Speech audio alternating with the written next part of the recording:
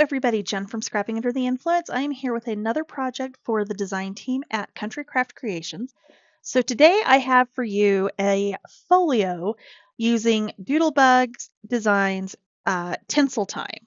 So the inspiration for the cover was taken from a couple of the little odds and ends pieces where you've got this cute little ornament box, and there's also a doodle pop that has an ornament box. So that's what I wanted to do here on the cover, and I did make it into a shaker. The ornaments, I just used a 2-inch circle punch. I used a white paint pen to do the little accent on there, and then I actually have an SVG file for you that will be linked in the description box of the video that will cut the frame, the mat, and the matting for this, and your letters for the ornament box album cover if you want to duplicate that. So when we open this up, I've got a couple of different elements in here that if you're in Mini Album Addicts, you've seen this one. I actually went through and resized it to inches instead of centimeters. I actually made it slightly bigger, but this is a circular waterfall. So this opens up like so. You can put your pictures, of course, on the front. You could trim them down and put them on the back as well if you wanted to. There is a brad in here that's being hidden by that little odds and ends piece. This is from the bits and pieces and the chit chat. So I hid that down underneath there. And then I, decorated the edges of this because I wanted it to kind of like mimic a wreath. So I decorated the edges of this with the Holiday Magic shape sprinkles and the Holly Assortment mini jewels. And then over here, before we get into the rest of the folio, this was another thing that I had seen that is a a locking page. So right now, this doesn't want to open. But what happens is this flips up, flips, and get hold of it, flips like so, and then you can open those pages. It's actually super easy to do. The biggest thing is just getting everything exactly measured and put together. But aside from that, it's like super easy, and you've got space for pictures here. You've got space on the polka dot part here. And then I did just kind of do a little bit of scene building with my odds and ends pieces and some chit chat pieces. But this is actually much easier than you would think. Okay, so open up. We've got space for 4x6 pictures here. We've got 2 big pockets to kind of tuck cards and things or other photos in. And I did use some ribbon that I bought at the store up in West Haven for that because it coordinated with the paper beautifully. So you've got those. And I'm bow challenged, so we're not going to untie those right now because they're tied very nicely at the moment. When you open this up, we've got a 5x7 picture spot here, 4x6 and 2 3x3s. I've used bits and pieces and chit chat and odds and ends here, there, and everywhere. That's actually supposed to be closed like so. So I've got 2 big picture spots here and here and here. And then we've got a nice big accordion pocket here. And I think, let me grab it because I'm not positive, but if you have done Tamra's folio for Tinsel Time folio,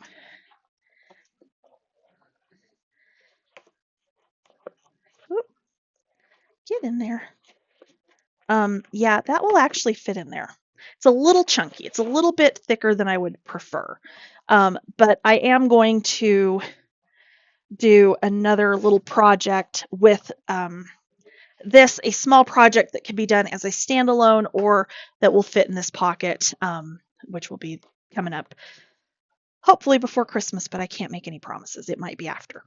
So yeah, so that is the entire project. And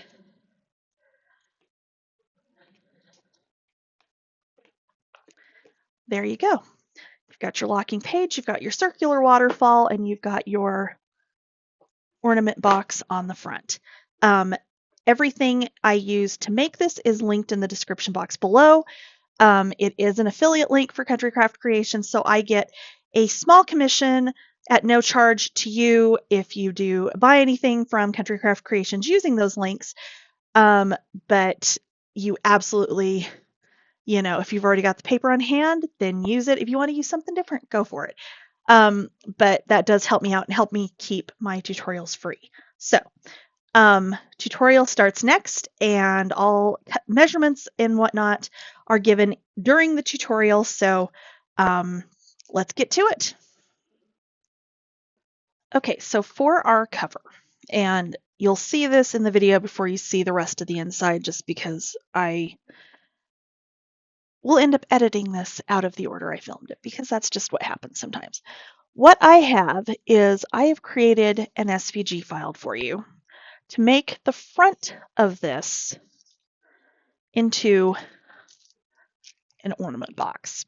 Okay, there are SVG files of the Doodlebug ornaments that are in this collection on shop.loriwhitlock.com.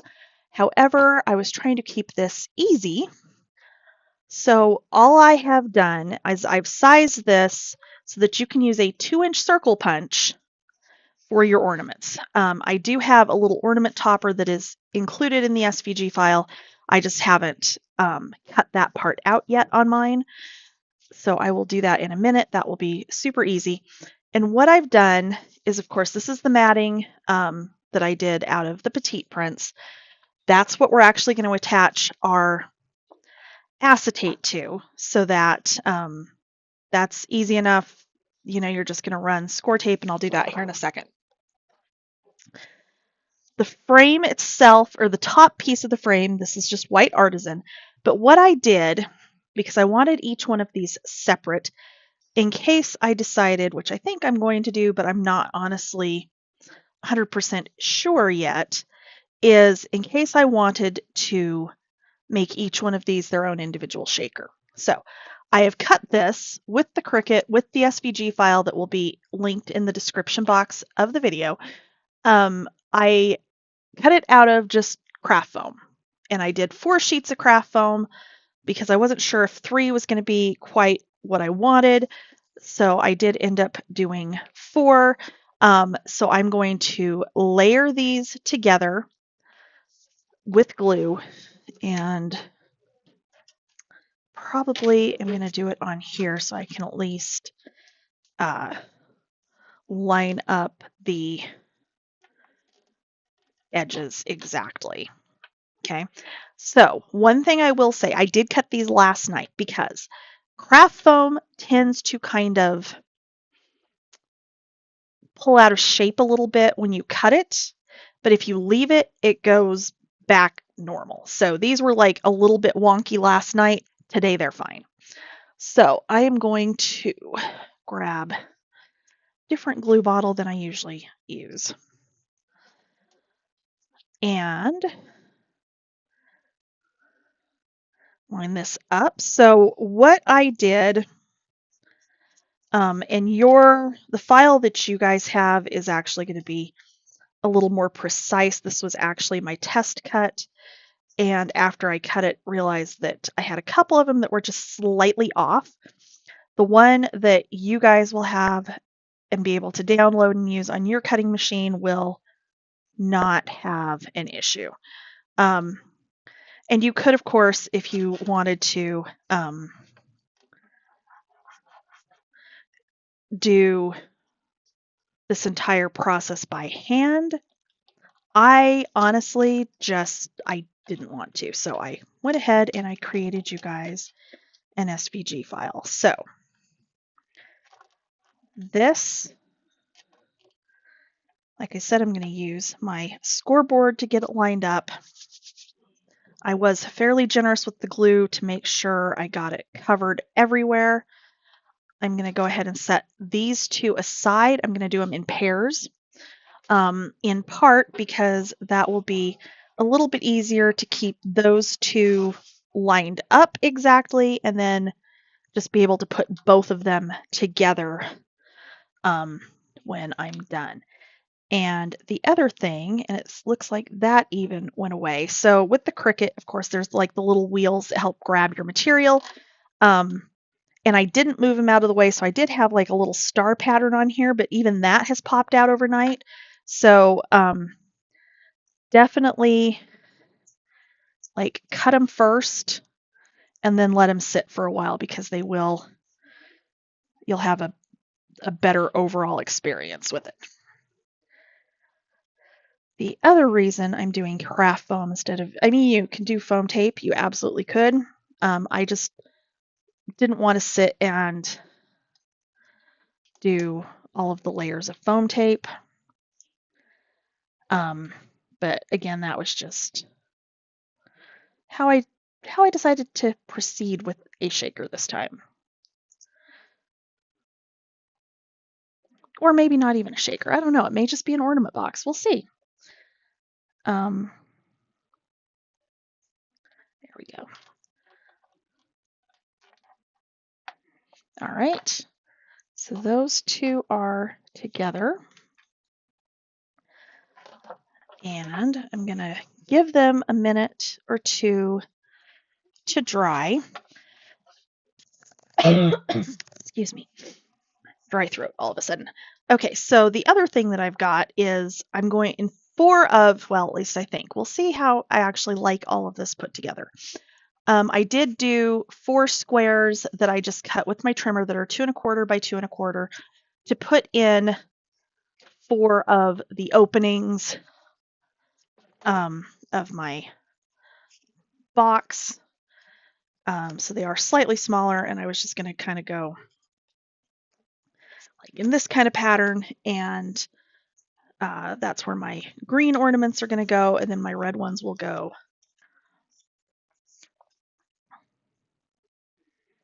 It's like I had 9 of them. There they are.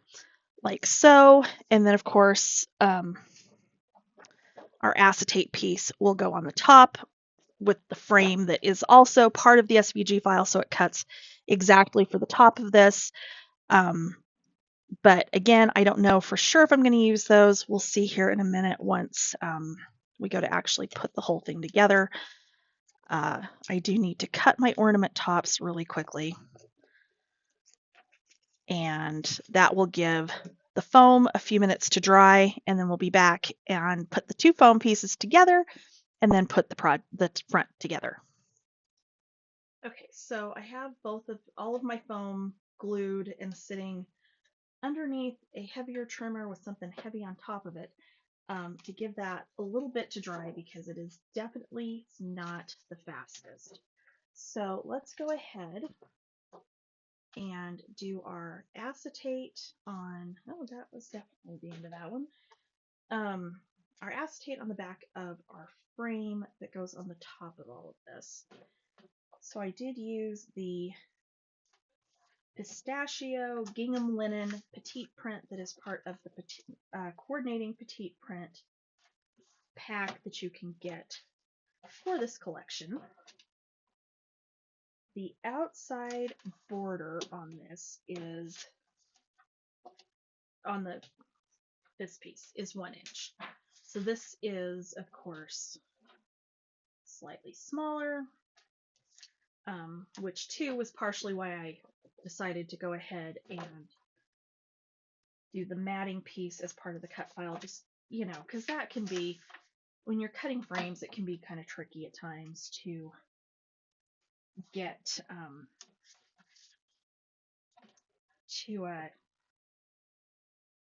get your matting just right.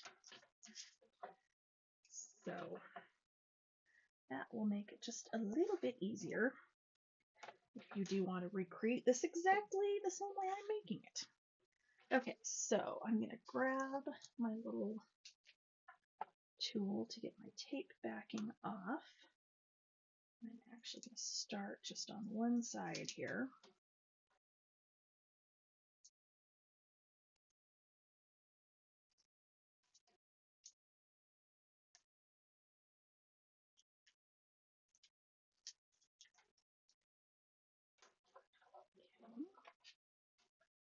And so I just did this with my trimmer at 9.5 by 9.5 on this acetate. Nothing fancy there because it is just going on the top. It's just going to be easier to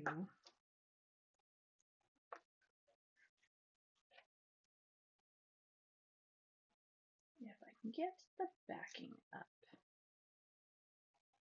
Oh my gosh, seriously.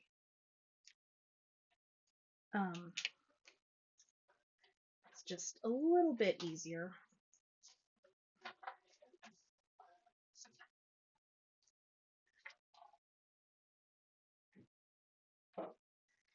when you're doing something that's a little, what could be a shaker. Like I said, I'm still kind of on the fence if I'm going to put shaker fill in this or not.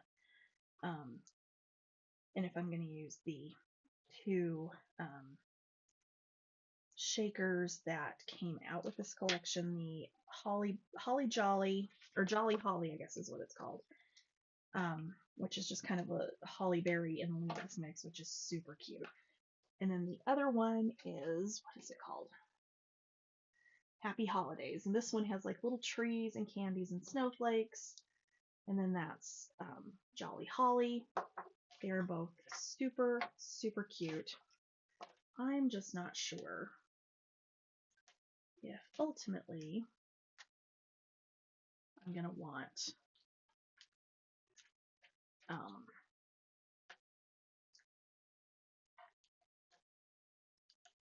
shaker in there, which I'm sure if you follow me for any length of time, you're like, seriously? You put shakers in everything? And I do, because I love them. But I'm not sure if it's going to take away from the overall effect I'm trying to go with here. Okay, so that's ready to go on when we get to that point. So I'm going to move that to the side. I'm going to move this out of the way. I'm going to see if our stuff is dry. I did not think about it taking a little bit longer with the foam tape and the glue than it does with paper. Foam tape. Foam sheets. Because again, yeah, it's definitely not dry yet. So this may have to dry for a little bit.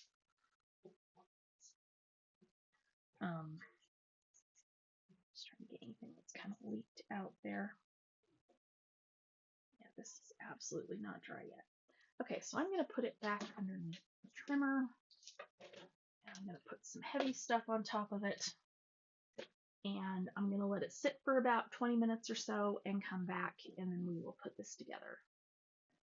Okay, so I ended up putting my scoreboard on top of this and then putting my die cut machine on top of that to give it like even pressure and let it sit for, oh my gosh, like 2 hours.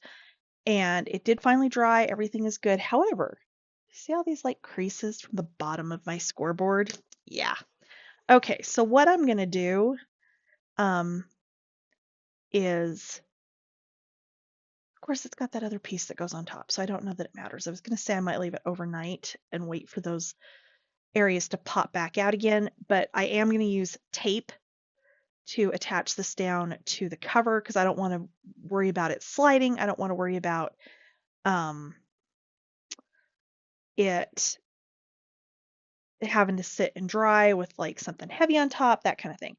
But we also have, I did cut my little toppers for my ornaments. This little piece is part of your file. The circle is not, because I figure pretty much all of us have either circle punches or dies or something that you can use. The little mark on here I just did with a white paint pen, and this is actually the back side of the border strips because it was just like that perfect kind of metallic gray color. And then also part of the SVG file is the letters. So I am going to go ahead. Actually, I don't want that. I want tweezers. I am going to go ahead and glue those down so that this much is ready to go. I didn't like put the little cut in there for the Santa because what I figured is we'll just use the either one of the Santa heads that's in the odds and ends, or the one big scalloped one from the this and that sticker sheet. Honestly, I haven't decided yet which one I'm going to use, but you do have your letters as part of the file, so you don't have to, go hunting down an alphabet unless you don't want to use these, in which case, if you've got a cutting machine, chances are you've got 1,001 fonts you can use, especially if you have design space, which is literally the main reason I continue to have design space, even though I do not cut nearly as much as I used to with the Cricut.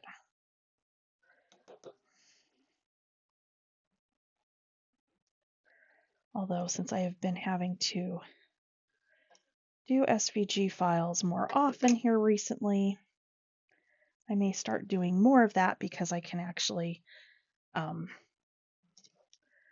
easily offer you guys SVG files in most cases for things, which is mostly why I haven't been using it recently, because I get too many complaints about, files only being in design space, even though that's what I am most comfortable in. And yeah, so it's a whole thing. Anyway, so we've got shiny and bright. That's going to go on here. And this is a Y. I kept thinking that was a T. No, it's like a weirdly chunky little Y.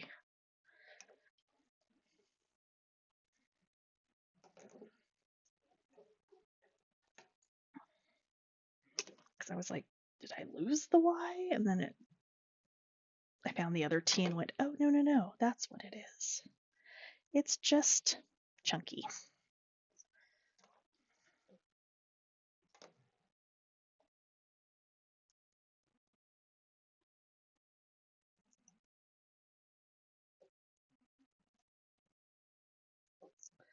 For crying out loud.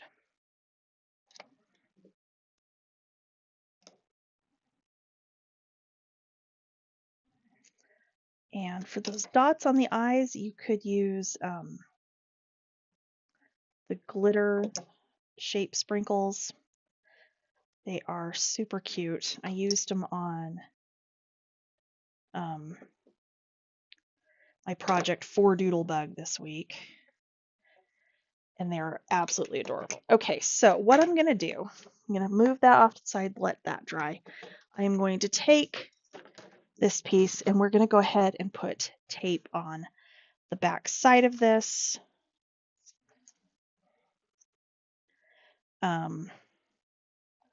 So that we can put it down on top of, okay, I don't know if I want to do it with that, because it's 1/4-inch lines in here. So if you don't have a cutting machine, you're going to do this manually. The squares themselves are 2 3/8 by 2 3/8. The overall frame is 9 3/4 by 9 3/4 with a 1-inch border. So when you're laying out your squares, because like you may have dies or something that you could do this with if you've got one of the bigger die cut machines that you can run, bigger pieces of paper through, that kind of thing. So, but the cut file just makes it super, super easy to do and super fast. So it is up to you. Okay, so then I'm going to find, do I want this one? Yes, I do. It's like, why does that like, no, that is 1 inch. Okay, I thought I had 7/8 inch that I got somewhere. Hold on. Bear with me 1 minute, because I swear, no, I have 5/8. Okay, well, we're gonna live dangerously or not. Okay, Well, I'm going to use the stuff I'm not supposed to use on camera, but that's okay. Because sometimes it just has to be done.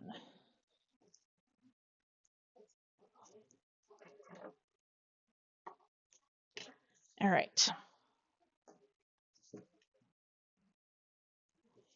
So the 1" really is going to be too easy to get it over where I want it. Whereas this will go exactly where I want it. Okay. So let's go ahead and I'm going to put this down on top of my foam.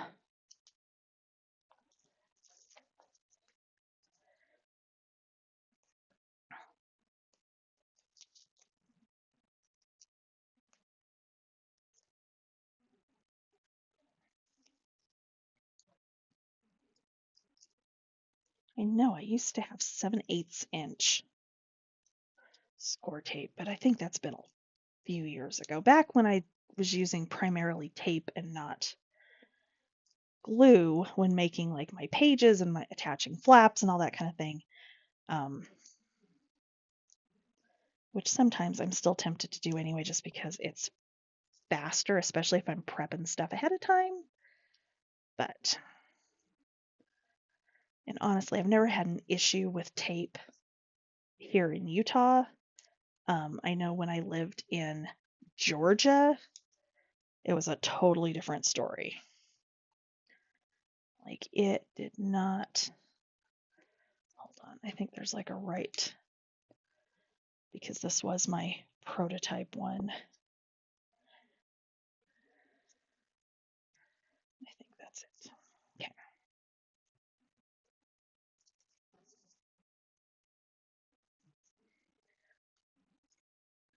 And this too is the other reason I did this out of white foam as opposed to doing it with chipboard and then trying to cover it or something, is because I wanted to be able to just put this together and not have to do anything additional to it if I could help it, if that makes sense.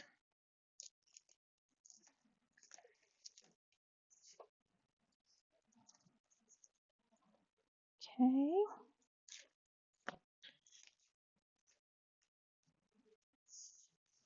All right. So I've got my tape on the back as well. I did do that while I was waiting for it to dry.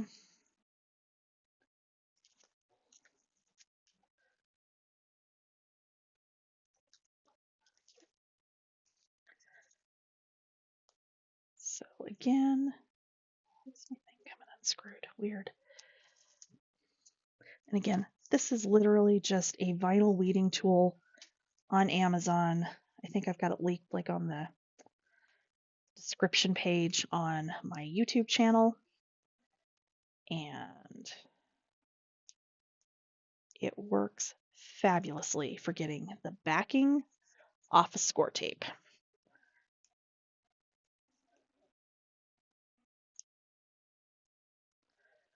Looks like that center section on this one did not glue down. And you know what? It is what it is. It will be fine.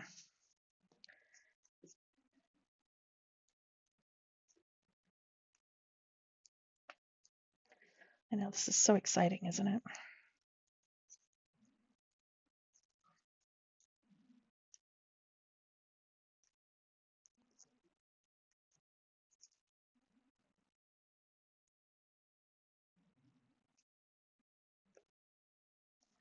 Okay.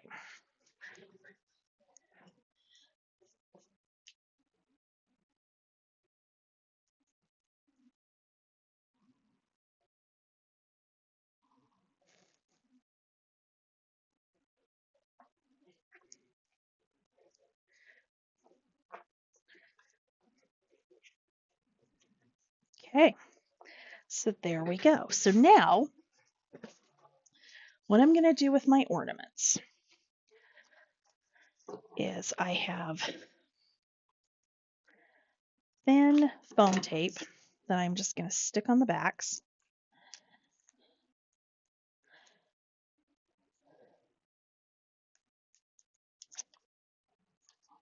Make sure I'm facing the direction I want to face. And so that way they're standing up just a tiny bit inside.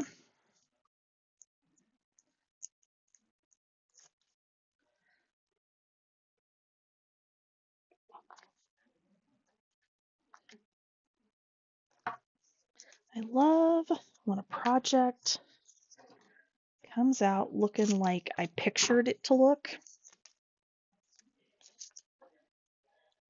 because this is exactly what I wanted it to come out like.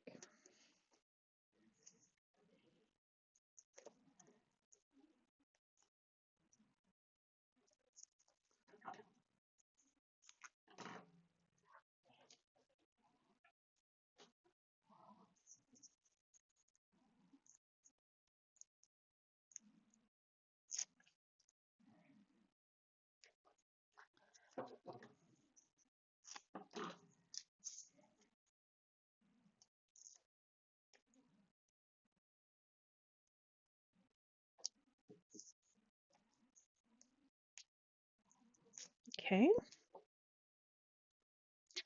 So now I just need to decide, as I'm leaving the glue sitting there to dry out, if I'm going to go ahead and put these pieces down inside.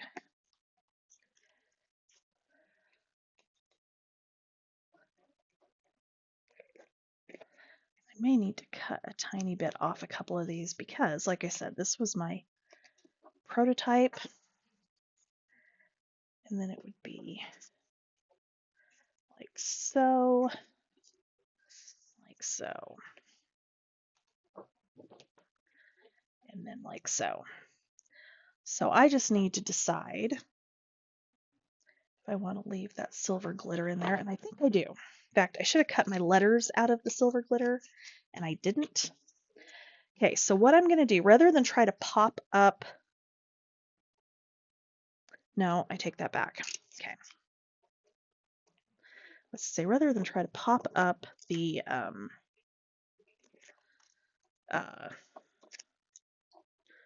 ornaments on top of the glitter paper, I would glue them to the glitter paper and then pop the glitter paper up, but I don't think that's going to come out like I wanted exactly.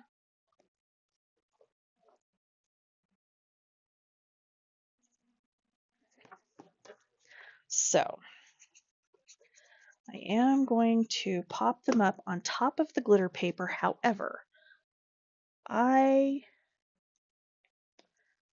have not had the best luck with keeping anything on foam tape to stay stuck to the glitter, so we're going to have to glue it too. And I know, like, you know, I'll watch Tamara do her tutorials and she always puts glue on the back of her foam dots. I literally never do that, and I've never had an issue. Chipboard elements, absolutely, because the sticky on those is never good enough. Okay. All right, so let me go ahead and get the foam tape on these.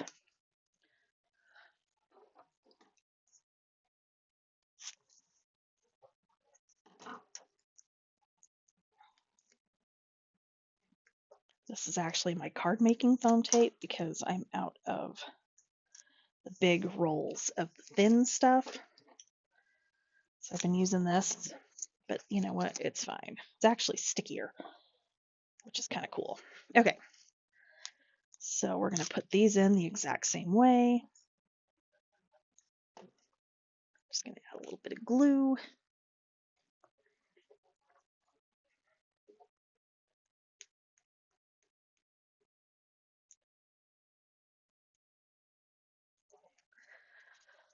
Oh, why does this hate me tonight? Because it's late and I'm trying to hurry and finish this so I can go to bed. That's why.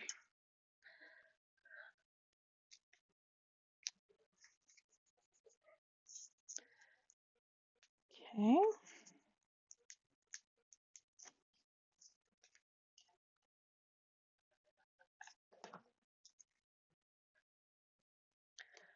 All right, so once we get this in, the only thing left to decide is going to be if we are putting any shaker fill in here. And I'm not honestly sure. I don't know that it needs it, honestly, which I'm surprised I'm saying that, but let's just test it.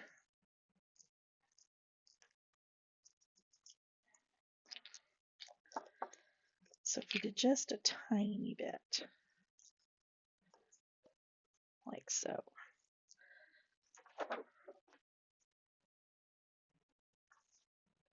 I think I do like that. Okay, so we're going to do this one on the red. Now, do we skip the green or do we use the holly one on the green? Just a little bit. Yep, I think we do.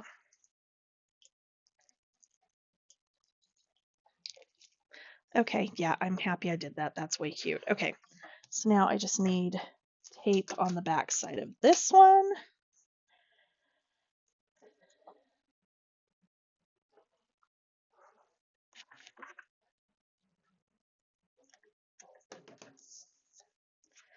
And then we can put this the rest of the way together, and our cover is done. And I just need to do some decorating on the inside. The inside is completely matted. I just need to do some decorating, and that is going to be the end of it. But the point at which you will see this in the video, the interior elements will be playing next. So I am going to put this on and call it a night.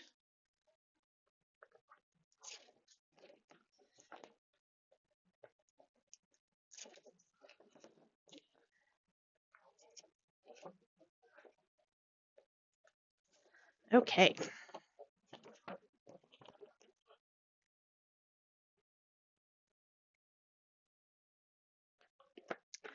And there we go. Isn't that cute? Oh my god. I'm glad I put the shaker stuff in there. It needed it.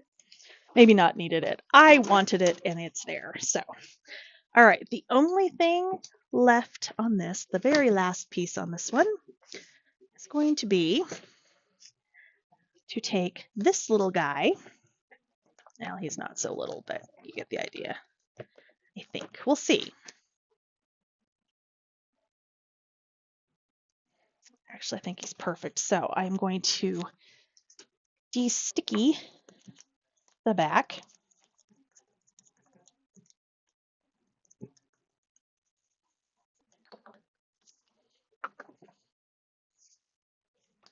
And then I'm going to hit it with some more foam tape.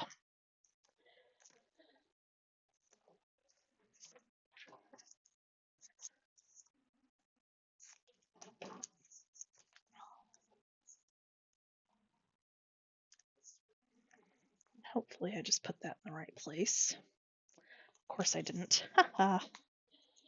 But it's okay because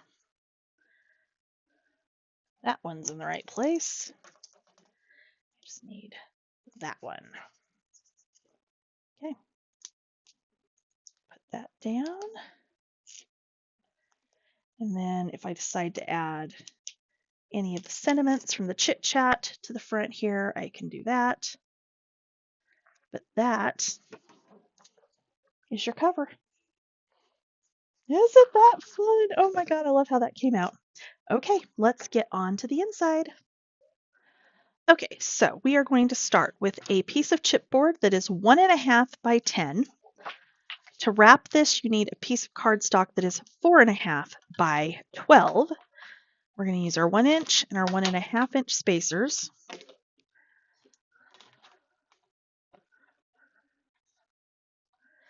Okay, you're going to cover the back with tape. And then we're going to just put this down like so, maybe. There we go. I'll swap out for my 1 inch spacer. Your front and back cover are going to be 10 by 10 for the chipboard, 12 by 12 for the cardstock to wrap them. And same thing, you're going to cover the back entirely with tape. Whoops. You can glue on this step. I prefer to just do the tape. The little reinforcement piece on the inside, you do absolutely want tape on the whole thing. But for this one, you could glue if you want to. I just don't want to. I think I like the way it comes out better doing it this way. And we are using white artisan cardstock. Apparently this one on one direction is like slightly bigger, but that's okay. That happens sometimes. It's not a big deal. Okay.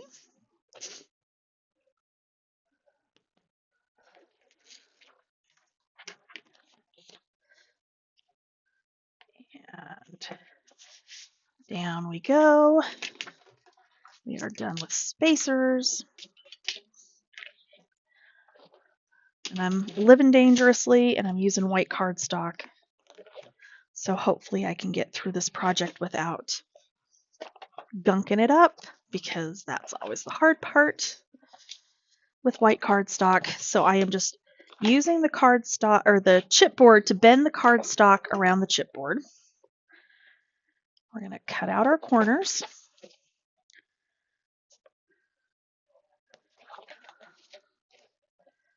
I've been doing it this way for a while. You can just cut them out directly and then miter to clean them up. You can leave it, cut it straight across and leave a little bit that you kind of push in. It is up to you. All of those methods will work. Okay, let's do our other cover piece. So again, I'm just using chipboard to bend the cardstock.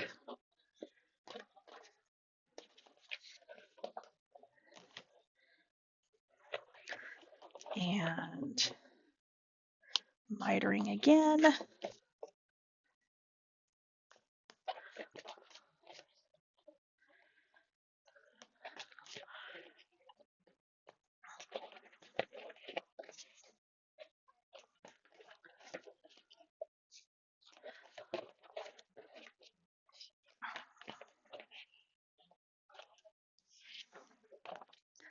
And then we're going to do the same thing with the spine.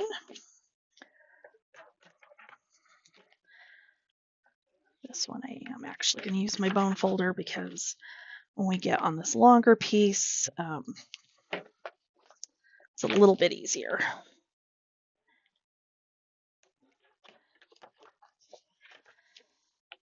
And over, there we go. And then we are going to miter this exactly the same.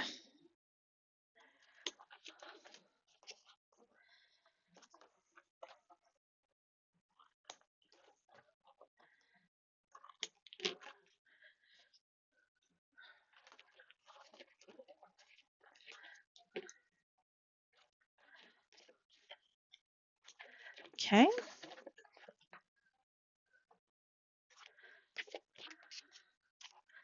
Next up, we are going to wrap our chipboard. I'm going to start with my spine piece, and I am going to use a combination of tape and glue.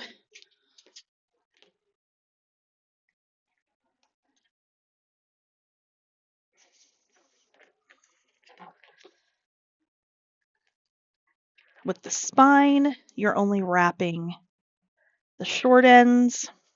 You're leaving these side pieces out. Okay, so I'm going to push up against the chipboard, fold over and burnish it down, and then just wipe up any extra glue. Again.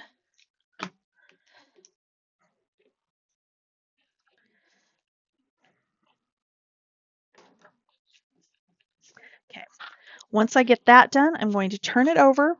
I'm going to burnish along next to the chipboard. And what that does is it defines where your spine is, okay?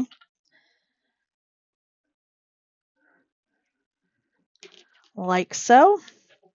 And then we are going to take score tape again, just on this outside edge on both ends. And there we go, okay? Now, to wrap the spine, or sorry, the covers, we are going to do the same process with the tape and the glue. If you want to just use glue, that's fine. It is entirely up to you. I use a combination, and I'm sure if you watch any of my tutorials, you've heard me say this 100 zillion times, and I apologize, but just in case, I use the combination because the tape will help it grab immediately when I fold it down, and the glue just ensures it's going to stick forever.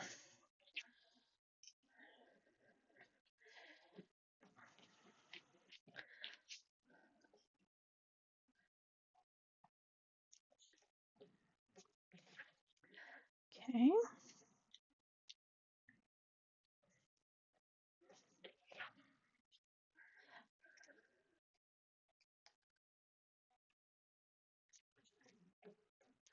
All right, so now I'm going to go around, get the backing off of my tape.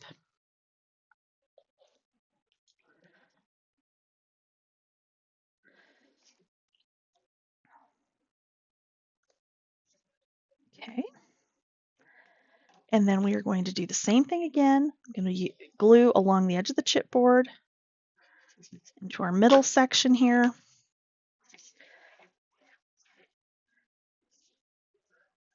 And over and down. I like to do opposites and opposites. You can just continue on around.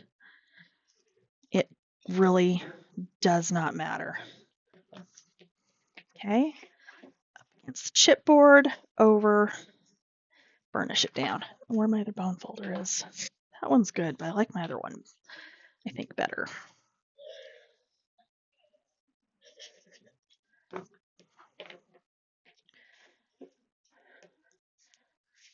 Okay. Oops. And again.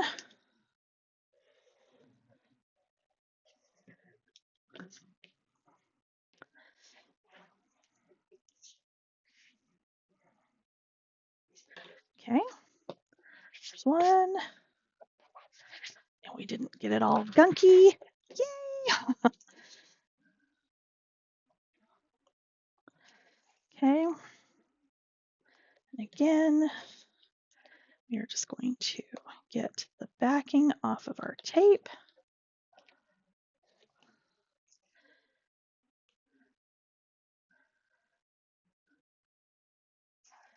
Okay.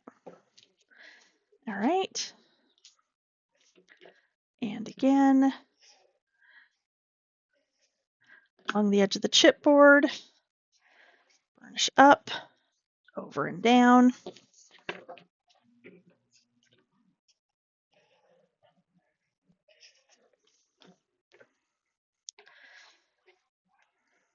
Over and down.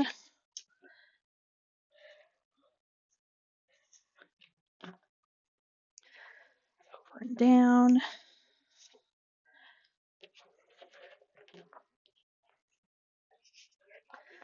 Wipe up extra glue because apparently I'm going to get it everywhere tonight.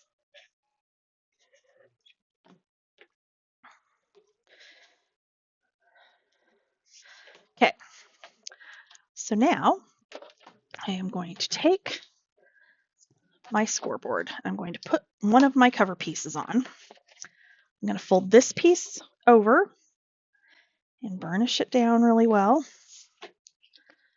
I'm going to take the backing off of my tape.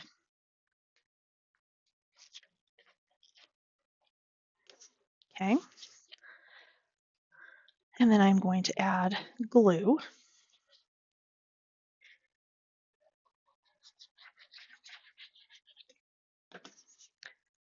And I'm going to use my scoreboard to get this lined up exactly. Burnish that down. I'm going to open it up. I'm going to go over it again. Okay. We're going to do the same thing, kind of, on this side. So I'm going to fold this over and burnish it down. I'm going to get my piece there ready. This time, instead of doing the spine on the top, we're going to leave the spine and the other cover where they are. I'm going to add my glue.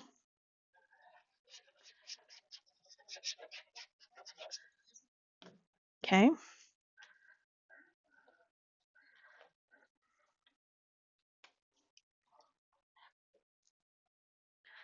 gotta do this left-handed.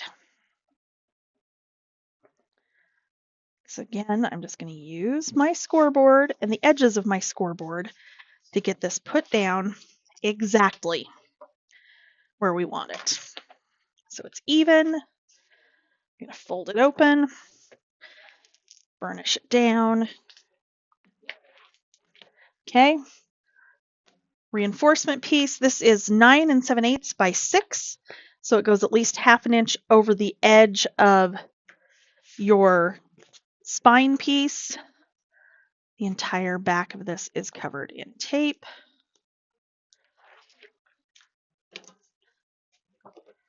And I'm going to turn this. So the back is completely covered in tape. I'm just going to kind of turn it over, sticky side up, kind of eyeball where I need to put this down.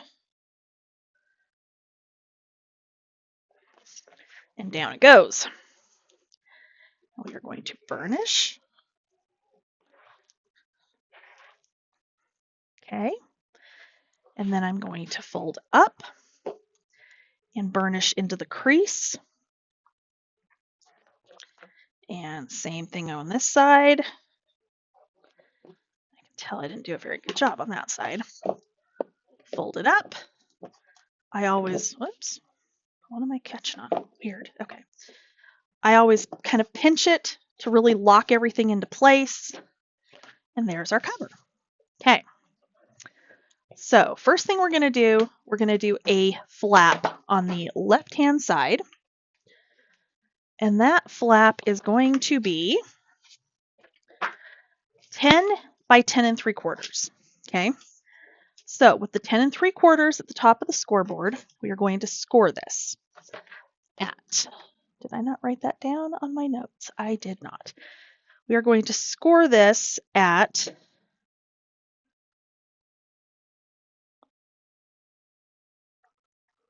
why did I do it that way? Oh, that's why, because I wanted a little bit extra. So we're going to go 10 3/4.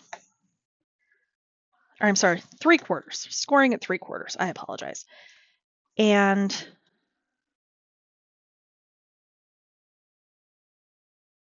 5/8. So I want that little tiny gusset, and I want a little bit extra for this to like glue down. And you'll understand why in a minute. Okay. Well, and of course you'll have watched the walkthrough and you'll know what we're putting on this side. So I'm going to miter. I'm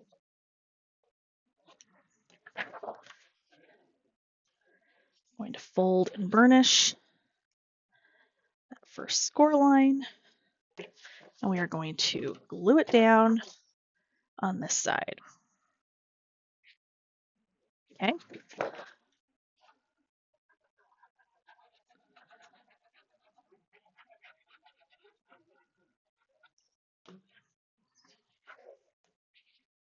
So I'm going to turn my book.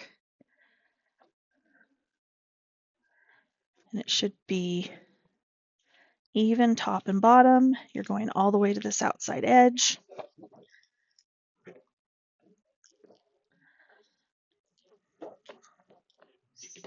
And then we can fold push back to get our another score line.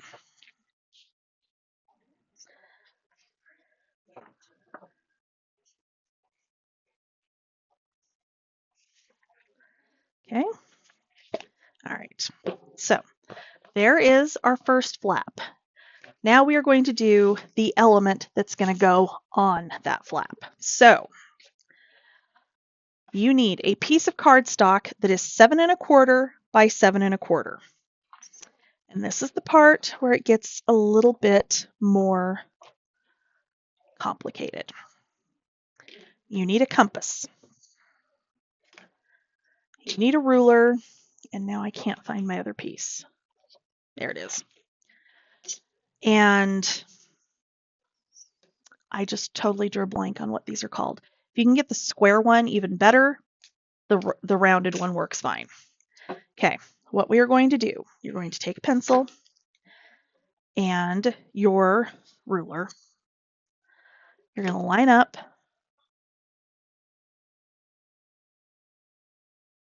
corner to corner and draw a line. Okay, turn and do the same thing going the opposite direction.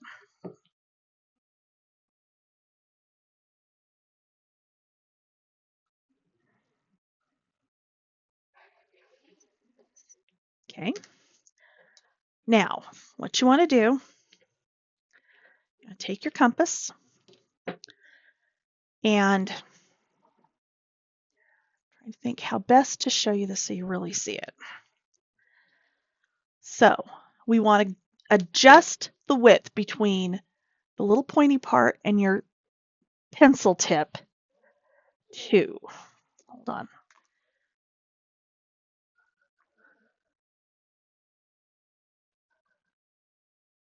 It is, what is that?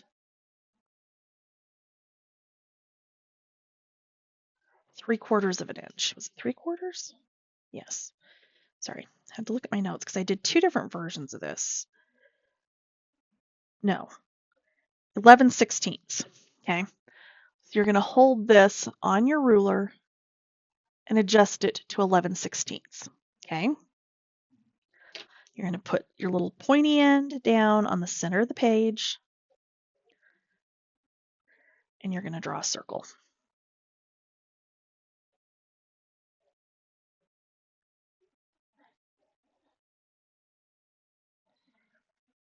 And that did not work.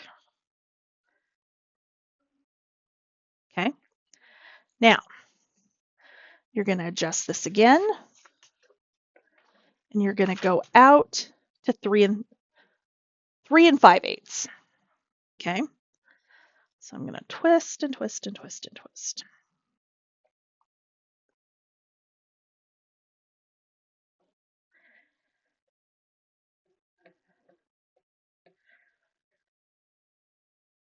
Three and 5/8.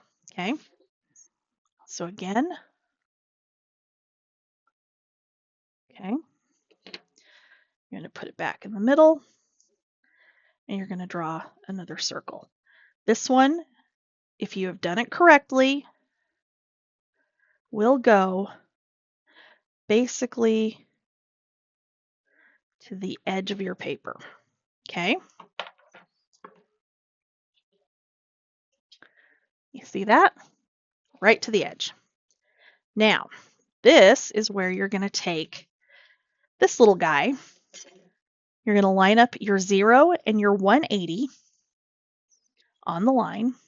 You're going to line up the 90 on the line. Okay. And I don't know if this is going to let me zoom in. I'm going to try and zoom in because it would be good if you could really see. Haha, there we go. Success. All right, so lined up 0, 180, and 90. Okay. Now, you're going to mark 15 degrees. So here's 10, 20, middle is 15, 30, 45, 60, 75, and 90. 90 is already marked. Okay, you're going to come across 105, 120, 135, 150, 165, and then your 180 is already marked. Okay, so I've got dots.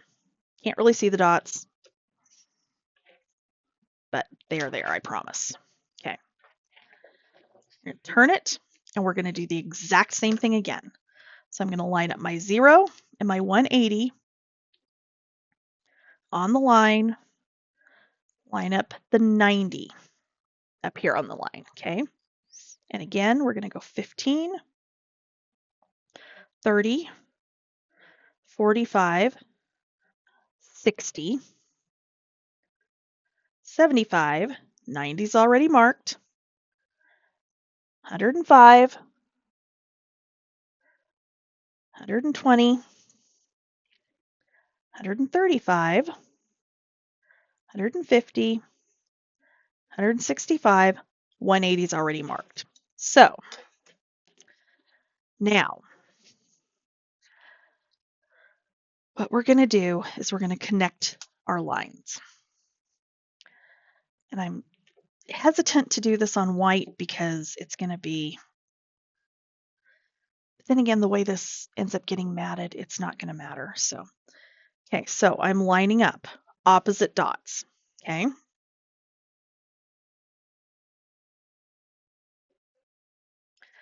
I'm going to draw a line. And I'm going very light because at some point I'm going to have to erase these and I don't want it to be hard. Okay, so I'm going to my next one and my next one. We can at least see this way better on the white paper. The first one of these I did was on black and it was not easy to see.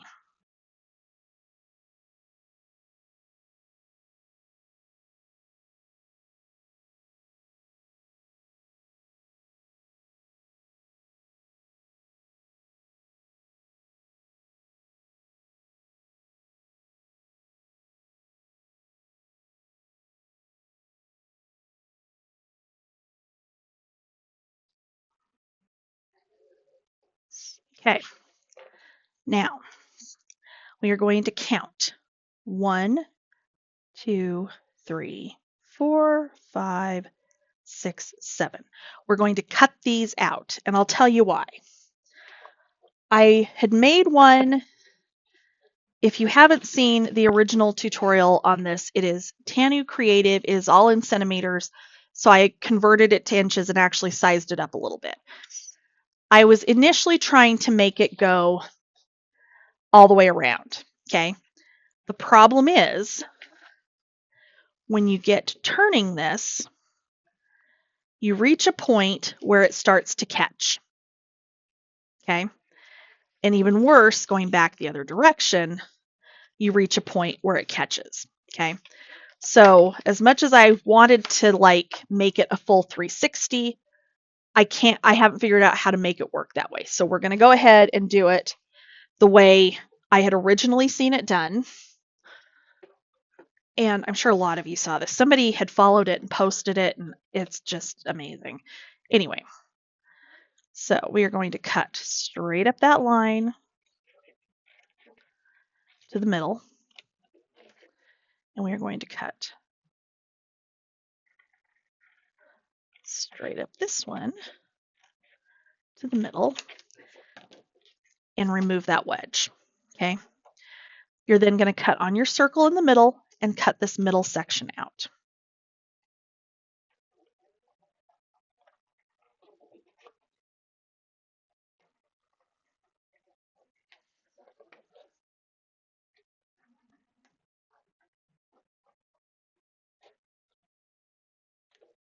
Like so. Then, last but not least, you're going to cut around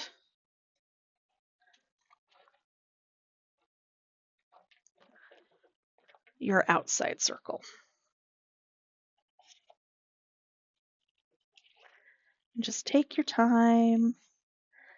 If it's not exact, it's fine. You know, it's not going to be a perfect circle. Well, it might be. It depends on how precisely you cut. God knows that is not my strong suit.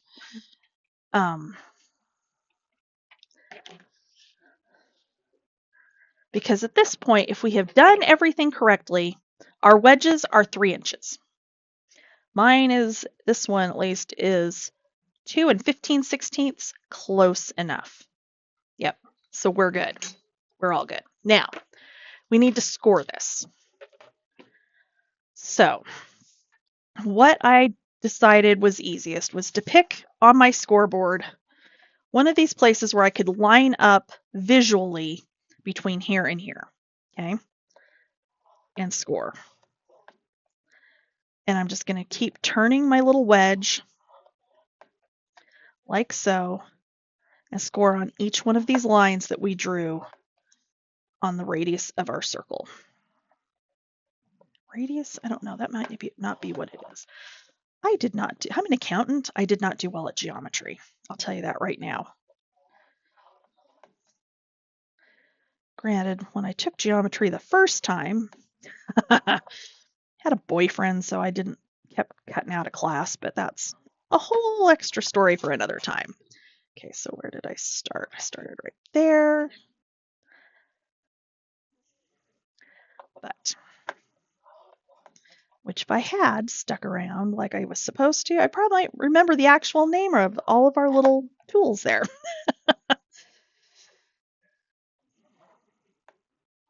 Okay. And scoring.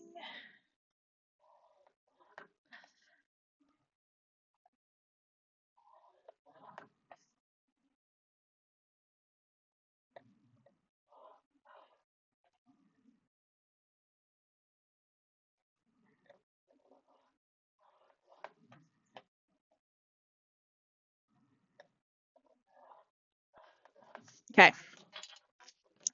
So we've scored. Now, oh, there it is. We're going to burnish. Okay. So we are going to fold and burnish all of our lines. Okay.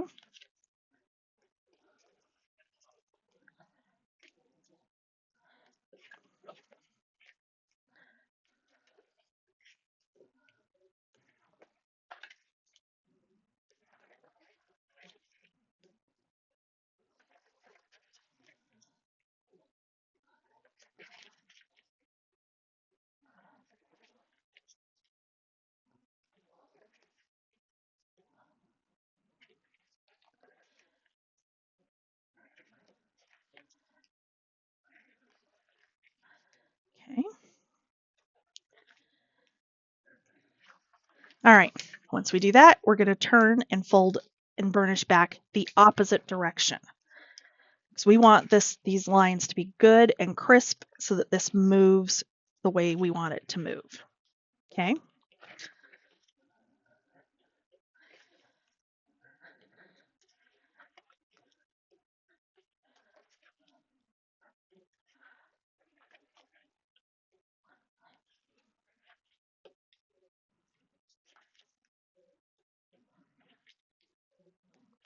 Okay.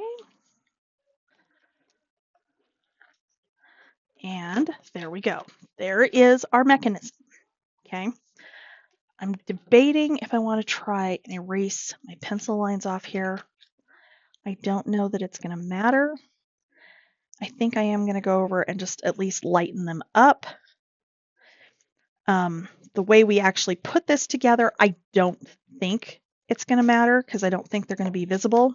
Well, they would if you made the side with the lines the back side of this, which you don't want to do because then you absolutely would see them.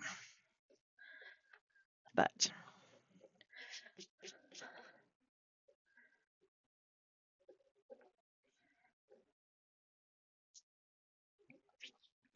okay. But if you're using colored paper, cardstock for this base piece, then you don't need to do this. I'm just doing this because it is on white and don't want to see those even accidentally if I can help it. Okay. Now, you need 16 3x3 squares. I am using petite prints. Okay. If you're using pattern paper that is directional, you don't want to do that. You need something non-directional, which is why I'm going with the petite prints, because when you attach these,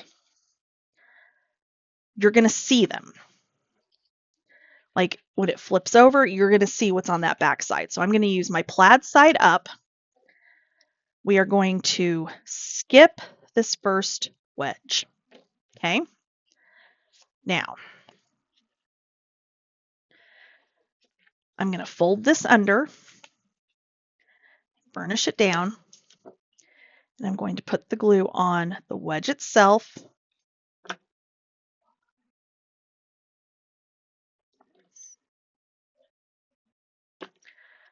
And this is going to go line up this edge with this inside corner right up to the edge of that little piece and burnish it down. Okay. You're going to fold it under, burnish it again, and do the same thing. We're going to follow this exact same process all the way around our circle. This is where I was saying I don't know that it mattered that I went ahead and erased those lines. I honestly don't think they would have been noticeable once the paper's on here, but just in case, I didn't want to run that risk because it is white cardstock, which I don't use a ton of for this exact reason. Okay, fold it over, burnish it down, and repeat.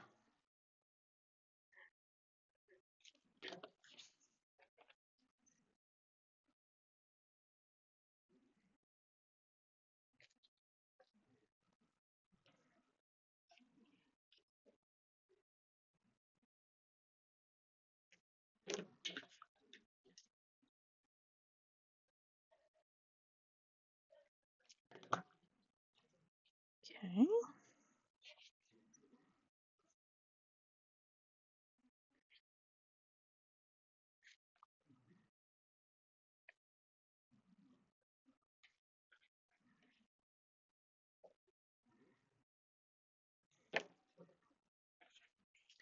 You don't want to get super crazy with your glue.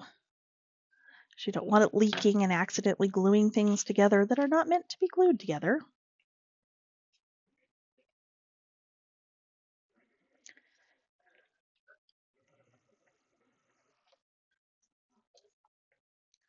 But each one of these, you're going to go right up to that edge when you put that piece of paper down on it.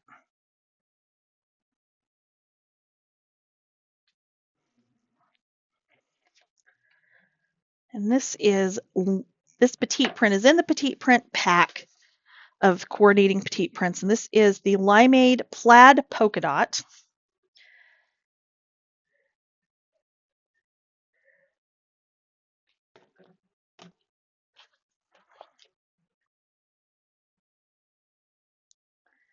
And quite honestly, the plaid side of this one is one of my absolute favorites of the petite prints.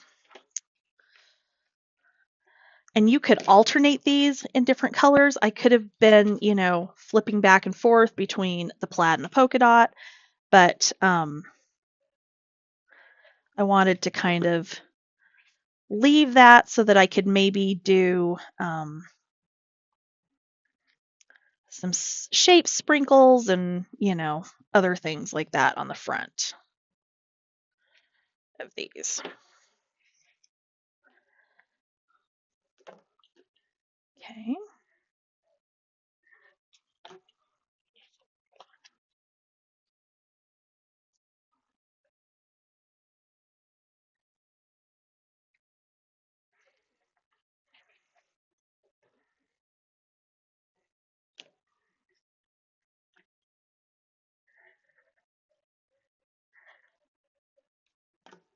Okay.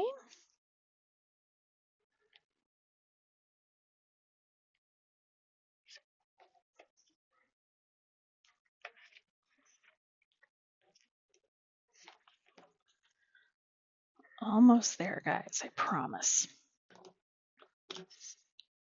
And this thing is so cool when it's done. Like, you are just going to love it.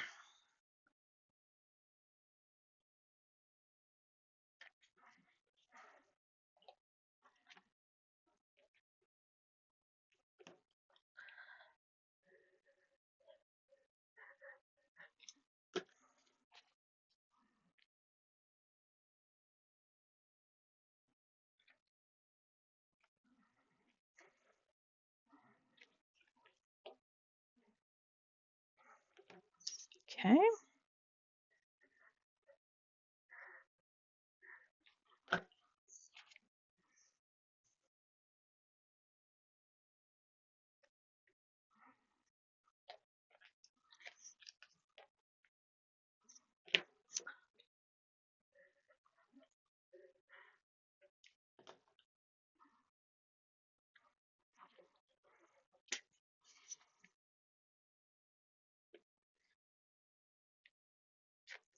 For that matter, if you wanted to, you could do this with just solid cardstock and then mat on top of it. I don't want to do that either. Okay. So last piece down.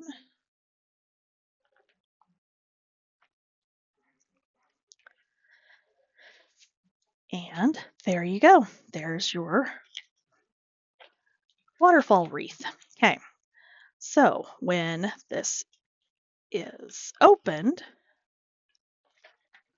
it goes around just like that. Okay. Now,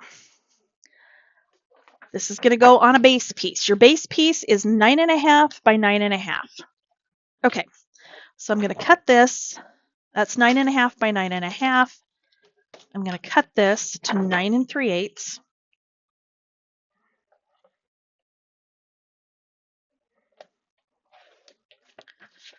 by 9 3/8.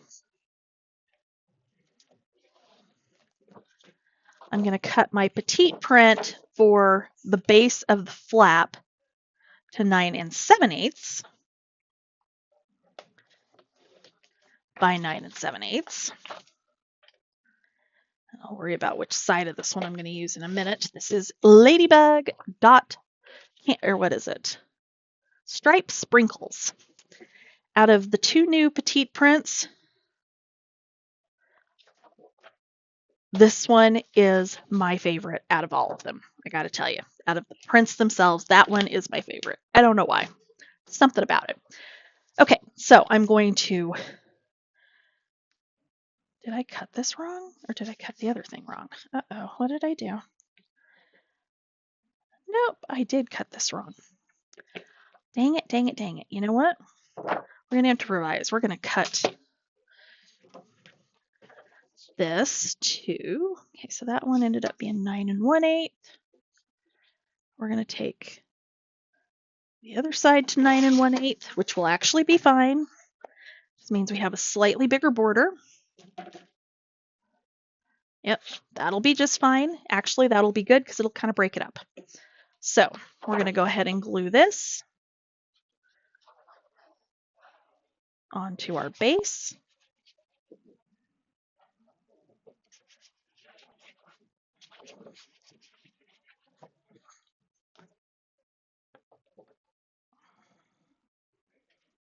Okay.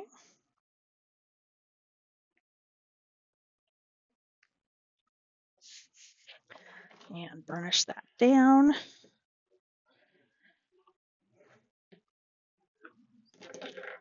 We're going to need a brad in a minute. This one is thankfully non-directional. So what we want, because I'm going to, well, when I decorate this, I will put something up here, like a bow or something, some other little decorative piece up here, like as the top of my little paper wreath here. So I'm going to center this up and I'm going to put it down towards the bottom. Okay. All we're going to glue is this little wedge that we did not put a mat on. Okay. I'm going to fold it under, make sure I'm lined up where I want to be.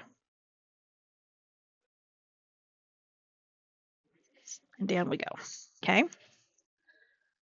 Just to be safe, I am going to flip this around to make sure I did not have any glue run out so I don't accidentally glue the whole thing down, and burnish this down.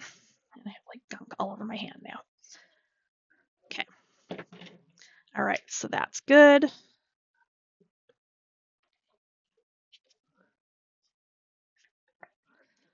So this will come back around like so. Okay. Next up, I have a piece that is 1 and I think a quarter. Yes, 1 1/4 by 7 1/2. We're going to cut this off so the length doesn't really matter as long as it's long enough to like go all the way to the outside corner on this. Okay. So I'm going to score this at 5/8 right in the middle. We are going to fold, burnish, and glue this together.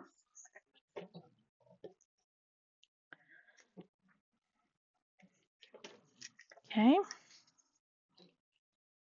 And this is going to be essentially our little handle to turn our waterfall.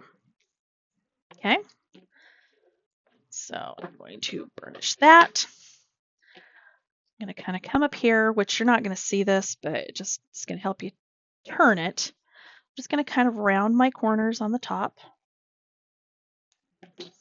Doesn't have to be perfect.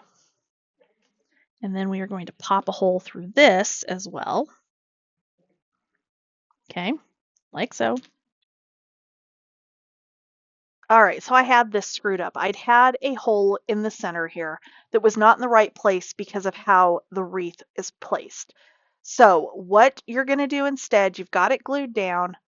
You're going to go ahead and flip it all the way around except for that very last little panel there. You're going to find the center with it in this position you're seeing on screen. You're then going to attach, poke your hole, pop your brad through. You're going to attach this where I'm showing on that outer corner onto the back of that very first, that flap. Okay.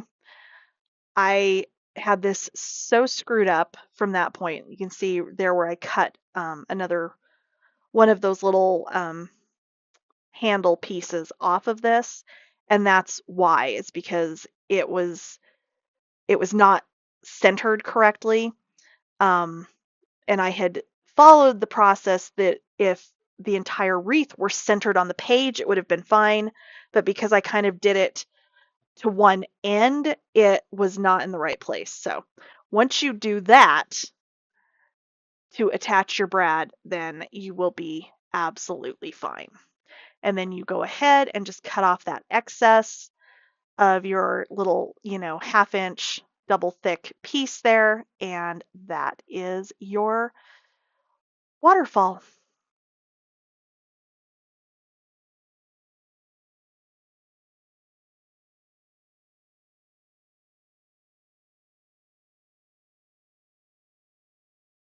So this is going to go down centered on this, but that is where we cut this piece to mat this first.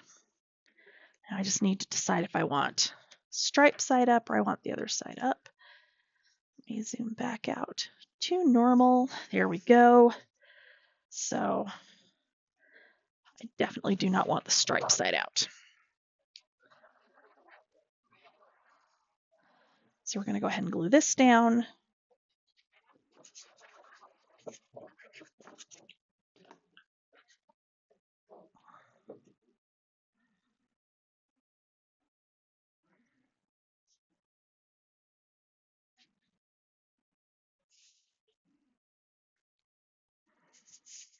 And burnish that down. And then this will go down on here. So as you can see, there's my original hole, there's the new hole. Literally 1/8 of an inch difference. And that was making all of the difference in it catching or not. So this is going to go down on here.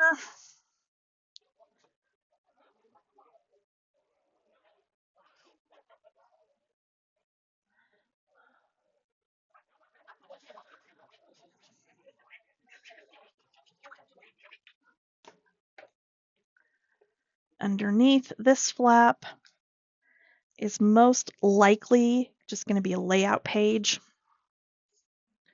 So this will, of course, open up like so. I'm just burnishing it from the back side. So I'll just end up doing layouts here. I may put a small pocket.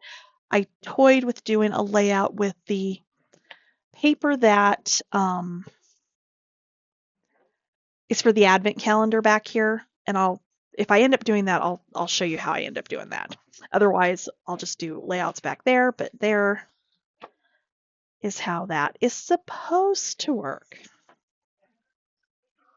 And like so. So I'll just end up doing odds and ends, possibly a doodle pop, I don't know, something small on the top there, and then we'll do something up on the top here and on there. It's entirely up to you. So let's get started on this other side. So let me figure out which of my pages got out of order over here when I picked them up by mistake. I'll be right back. Okay. First two flaps are going to be 10 by 6.5. You need 2 of these.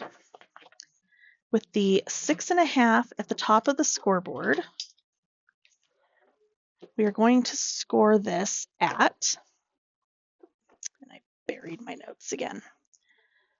We are scoring this at 1/2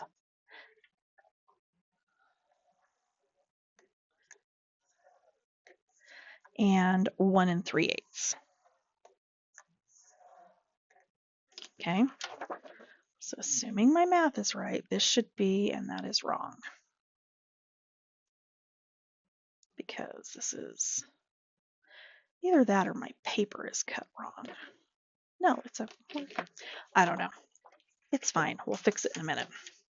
So 1/2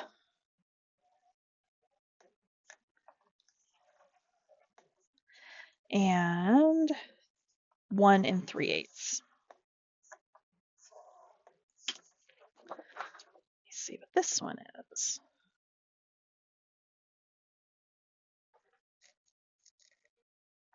Yep, I did cut this slightly too. The measurement is correct. It's just my cutting is just slightly off on both of these. So sorry about that. Bear with me 1 second.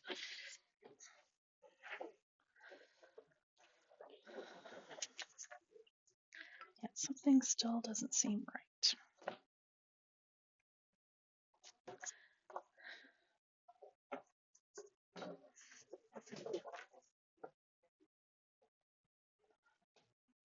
Oh, that's why they should be 6 3/8. I apologize. 6 3/8 by 10, not 6.5. That's what's throwing me off over here. Okay. We are going to miter. I don't want those scissors. I'm going to miter.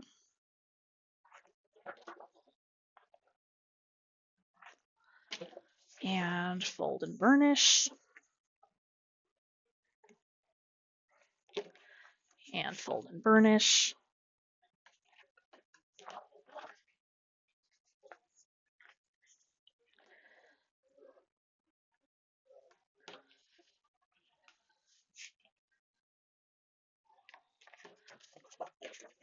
Okay.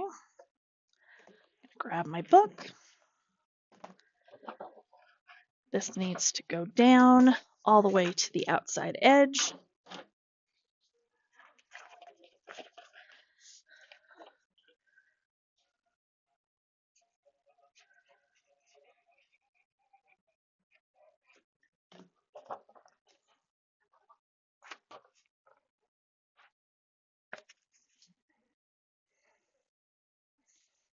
Okay,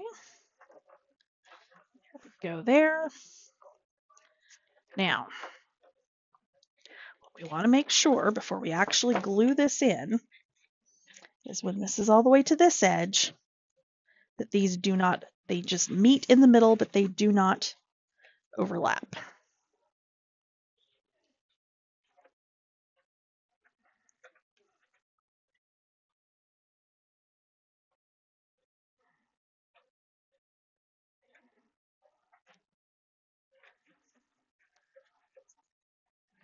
Okay, I believe we're good. So we can go ahead and put this other one down.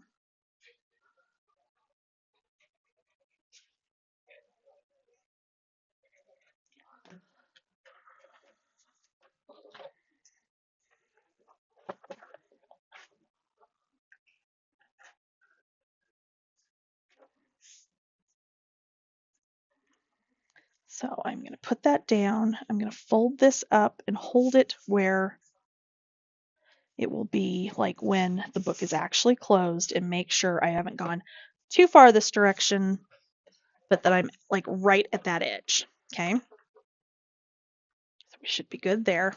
We have flaps that are going to go on top of these, but they're not going to go on until the very end. Those flaps are 5 by 5.5, and you need 4 of them. Okay.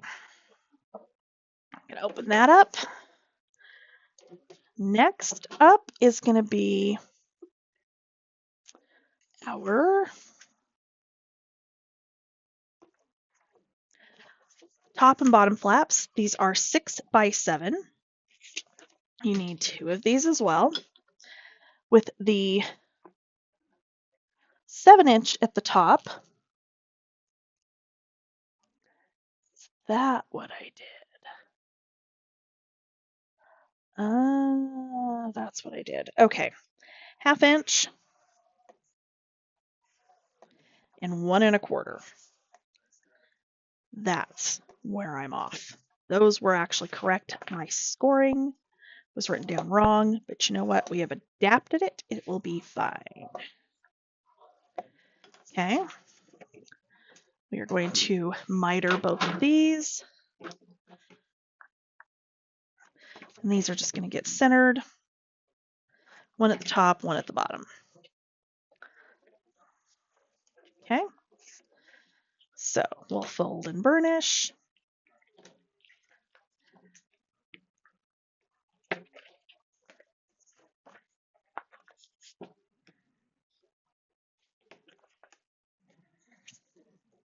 And fold and burnish.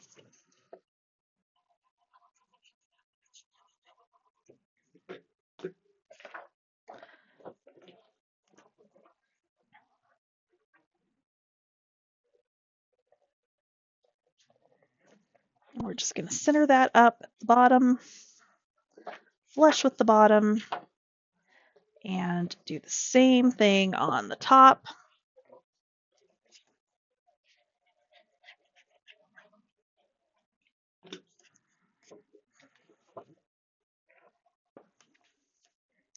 And just line them up together. Like so, and like so. They'll just barely overlap. It'll be fine. That's what you want. Okay. Next up, we have some flaps we're going to need some ribbon for. So I got to, oh, it's right here. Never mind. My ribbon is literally right next to me. We're good. Okay. First flap is 10 by 7 1/8. With the 7 1/8 at the top, we want to score this one at 1/2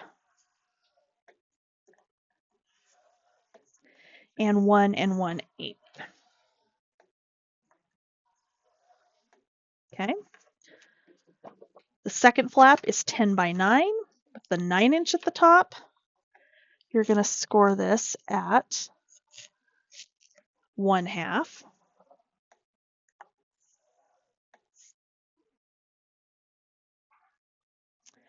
And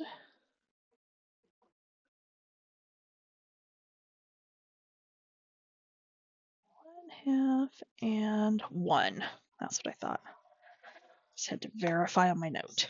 Okay, we're going to go ahead and miter both of these.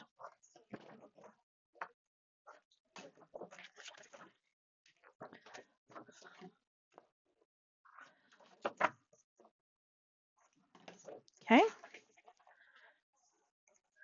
Fold and burnish. Actually, you don't need to do that yet. So these are going to have small flaps that come in from the sides and the top, and we're going to tie. Okay. So for the 10 by 7 1/8, you need 2 pieces that are 6 by 2 1/2. With the 2 1/2 at the top, you're going to score this at 1/2 inch. We're going to do this on both of these. We are going to round the corners on these.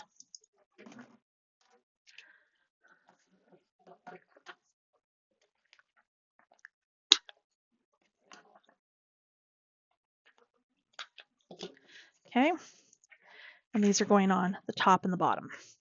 So you just need to decide if you want your ribbon coming from the top and the bottom or from the sides. I think I'm going to do mine from the top and bottom. So before I actually attach these, oh, they need mitered. Why didn't I miter those?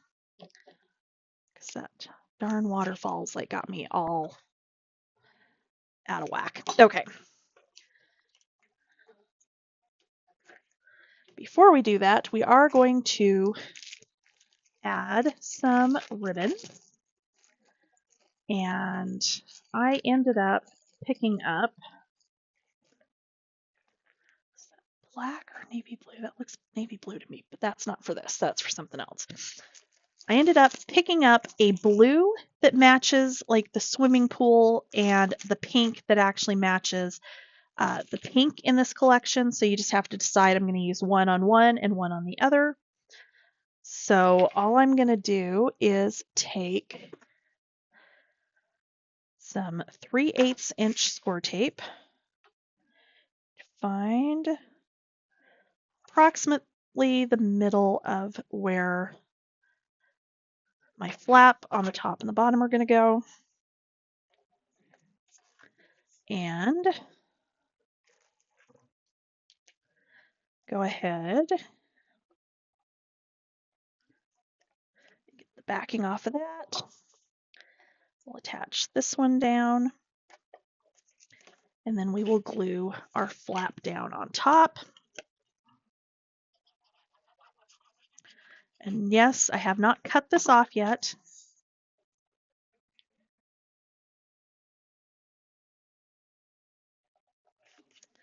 That is on purpose,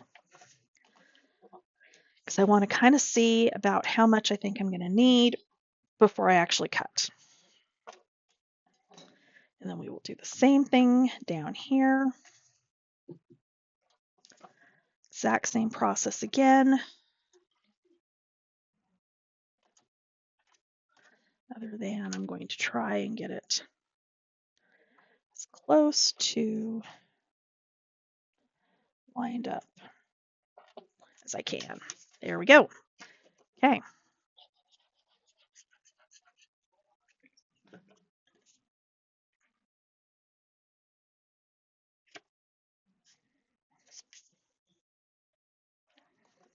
Okay, burnish that down, and then figure out about where we want to cut on this one.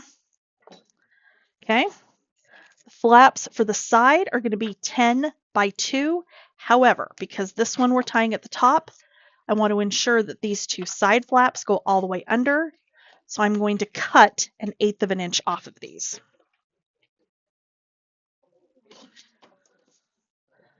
Okay. We're going to go ahead and score these. So with the 2 inch at the top, you're going to score at 1/2 inch. And 1/2 inch. Okay. We are going to miter. And then we are going to round our corners.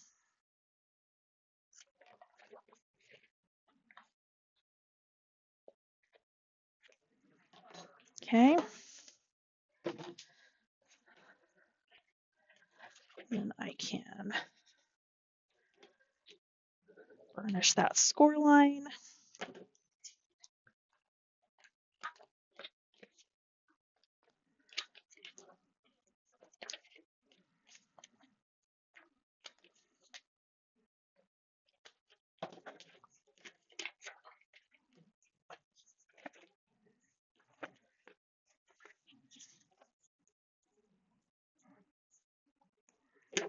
Okay.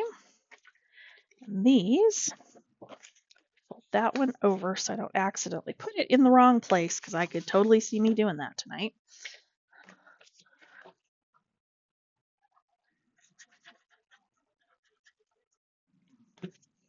And my plan with these was they kind of look like presents. That was kind of the idea behind this. Okay. Same thing on the other side.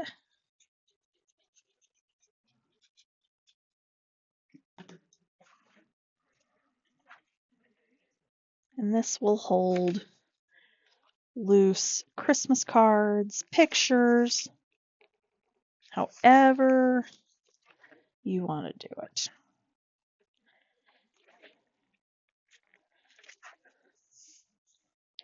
Okay, so I am going to burnish that down, burnish this side down,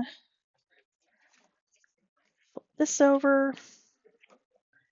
Somehow I am still catching on this side because it was sticking up, that's why. Okay, and then we just tie this off. Even though I am bow challenged, and this is why I don't use ribbon. We're going to use magnets later, and we're going to use several, but it's going to be very cool, assuming it works the way I want it to. Okay, so this can go in. It doesn't matter if it goes on this side or this side. The other one will go opposite, so it's up to you. I am going to put my shorter one to this side, and this is the one that will close on top of the larger one. So, again, it is up to you.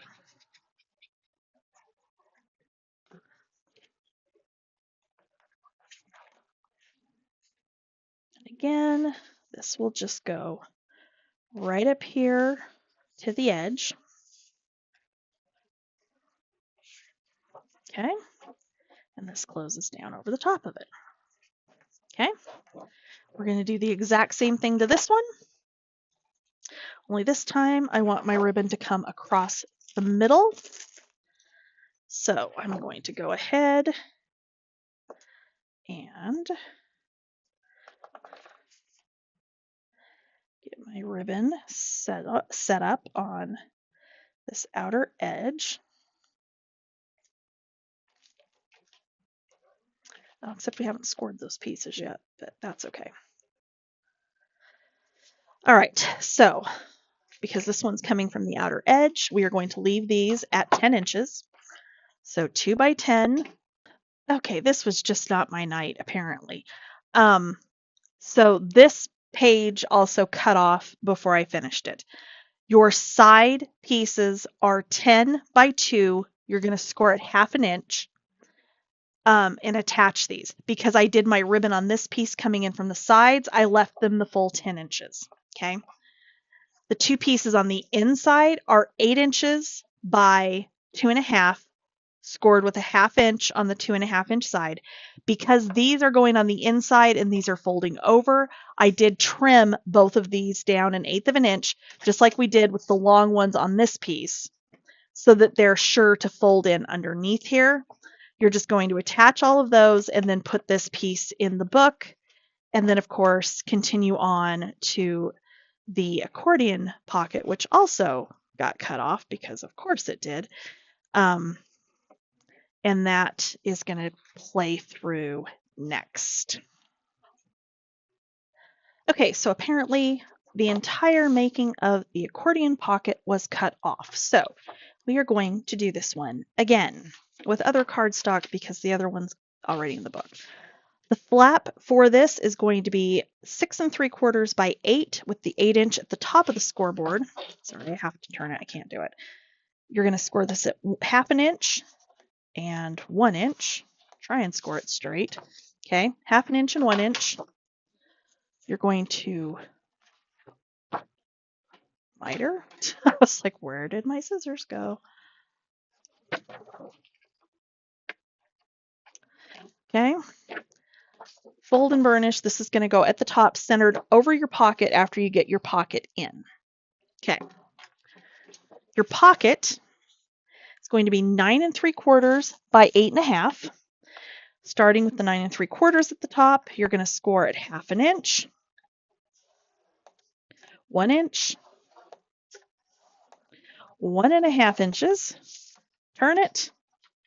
Same thing. 1/2 inch, 1 inch, 1.5. Turn it again. 1/2 inch, 1 inch, 1.5. Okay, the top we are going to miter fairly aggressively because this is going down on top of a matted back inside cover underneath everything else we've already put in. Okay, down here you are going to miter slightly up to, why on earth did it just do balloons? And did it record that? Holy crap, what is going on here? Oh my god, I don't know. I'm sorry. Yeah. Okay, miter slightly. See, here's my score line. I'm just going very little bit in. Same thing here, taking that corner out. I'm going to be doing the same thing on this side. And again over here. Okay, there you go. So now we are going to fold and burnish. I'm going to go back and forth because this is an accordion pocket. So back and forth, back and forth. You know how to do this, hopefully.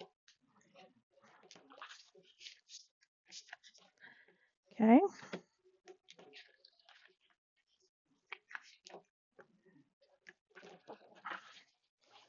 All right. There. There again. And there. All right, so what you're going to do, you're going to fold these two in, this one in, sides in, top. Okay, one more time. Sides, bottom, sides, bottom. Okay, you're going to do just a small dot of glue. Why is that one like so much more mitered? I don't know. It's fine. It's not actually going in the book because the real one's actually in the book already. So you're going to do a small dot of glue on top of here to hold this all together. Okay, give it a minute to set, and then you're going to do glue on all 3 tabs, and it's going to go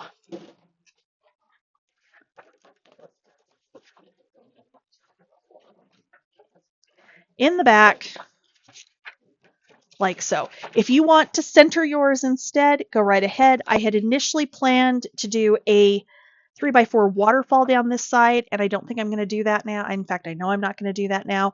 I think what I might do instead is just use this to do those journaling cut aparts that I might just put one down. I might put it on a flap. I honestly don't know. I will decide that when I'm decorating. But you do want to mat the back of the base first before you put this on, okay? If you're smart, you'll not glue down the very top, so you can tuck this underneath. Because that, of course, is our top flap here. So there's that. Okay, so I know it cut that off. It may have cut off inserting these.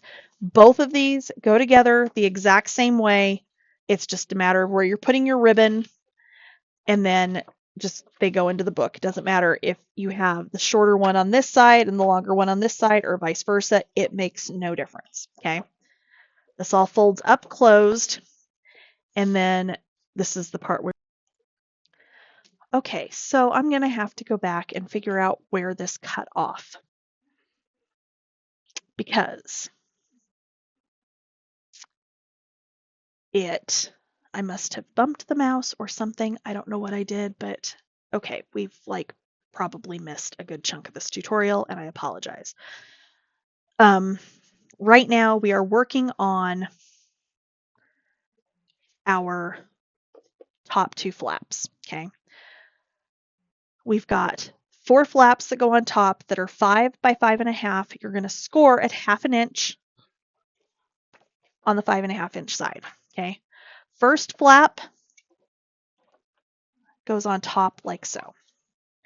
Second flap goes like this, so it folds down from the top. Third flap is going to go down here.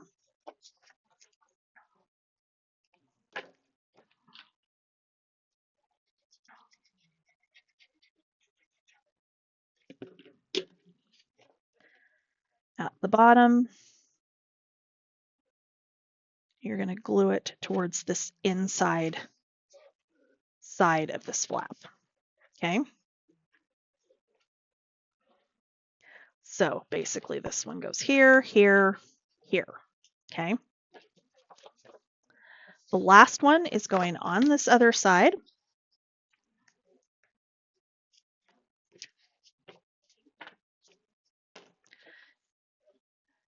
And this one is going to go right here like so.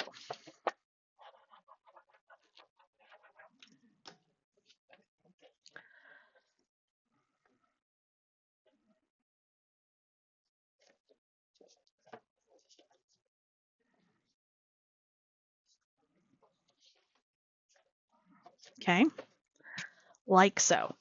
And then I need some magnets, but I am going to stop this and try and figure out where it cut off, and I'll be right back. Where we were at, you have 4 flaps that are 5 by 5, okay, or 5 by 5.5, I'm sorry. You're going to score those at 1/2 inch with the 5.5 inch side at the top on all 4. The first one is going to glue to the outside edge of this, your left flap. Your second flap is going to glue to the right flap so that it opens down, okay? Your third flap is going to go on the outside edge of the right-hand flap so it closes to the right. Your last flap is going to go on the bottom of the left-hand side so it flips up. And the reason for this is we are going to take magnets, and I thought I still had some small basic gray ones. I apparently do not. So I am using some other ones that I had in my stash. The small basic gray would be perfect for this. These, honestly, they're a little small. They'll be fine. But what we're going to do is going to take a magnet.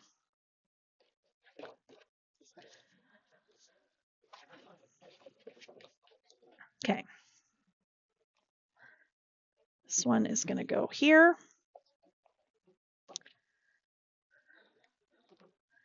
We're going to take the next one.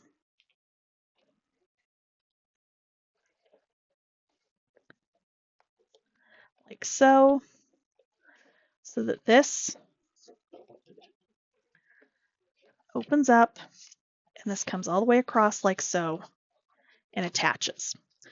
So I think it cut off when I was explaining the page itself. This was one that I had found on that same channel as the circular waterfall that I know had been shared in Mini Album Addicts a couple weeks ago. And this was called a locked page. Same designer, that Tanu Creative. If you want pop-ups, like seriously, that is the place to go. She does incredible work. Like, blows me away every time I watch one of her videos. However, everything is in centimeters, not in inches, which is fine. The first one of these I made, I did it in centimeters. It was perfectly acceptable, perfectly easy, but I did convert it. This one was super easy to convert over because, I mean, it's just flaps. It's not a big deal. Okay, so this one, because the idea behind it is when the flaps are all open and the little magnets are attached, what the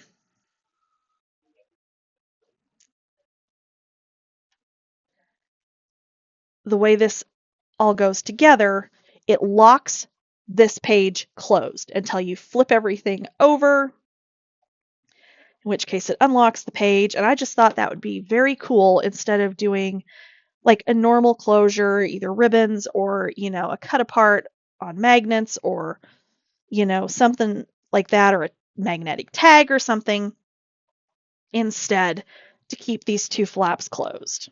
I just thought this was incredibly cool and just a very different way to do it. But this is why when we were putting these two big flaps in, I said they have to be absolutely exactly lined up. They have to just barely touch in the middle. They cannot be spread out. Okay. All right, so we are on our last two little magnets here. So this one will go here.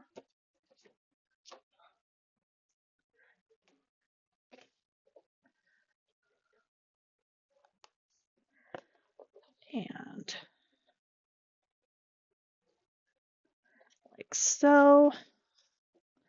So, see, this doesn't move now, but as soon as we go like this, open this one up, open this one up, open this one up, open this one up, the whole center section opens.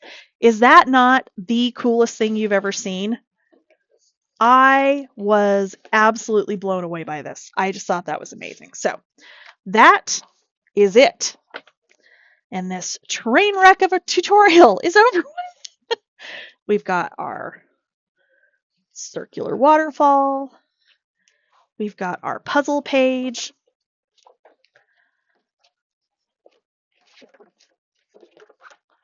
That opens up. We've got a couple of flaps here. We've got our little present pocket pages, tuck pages.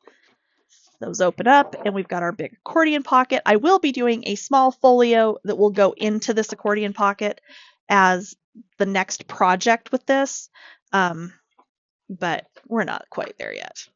Well, I still got to finish this one off. Okay, so that is all of it. So we're going to go like so, and like so, and like so. And there we go. And that is your folio. If you wanted to do a ribbon closure with the front here, you can. I might go ahead and do that since I've got the pretty coordinating ribbon, but I haven't totally decided yet. So I will be back in a minute to show you how I'm going to do the page underneath the waterfall, but that's about it. Okay, so the last thing to show you on this project is just kind of a fun way to use that little advent calendar paper that's in the paper collection. So I've cut all the little squares.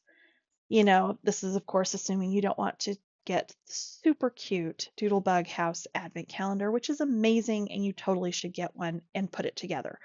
But assuming you don't want to do that, I've just cut all of those little 2x2 squares.